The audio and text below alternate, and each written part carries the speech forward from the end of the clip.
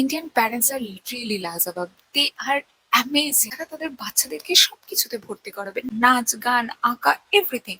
কিন্তু তারা এক্সপেক্ট করবে যে তাদের বাচ্চা শুধু ভালো হবে পড়াশোনাতে। ছোটবেলা থেকে মেন্টাল প্রেশারে রাখা হয় যে ভালো রেজাল্ট করতে হবে। ফার্স্ট থেকেই শেখানো হচ্ছে যে খারাপ বাচ্চা কাকে বলে, ভালো বাচ্চা কাকে বলে, শুধুমাত্র পড়াশোনার বেসিসে।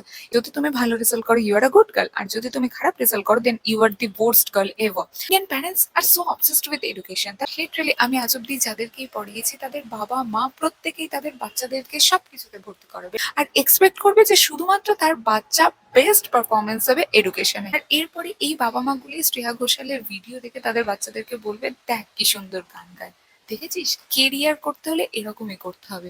মানে ফার্স্টে তুমি তোমার বাচ্চাকে শেখাও যে কিভাবে তোমার সবটুকুনি পড়াশোনার পিছনে দিতে হবে।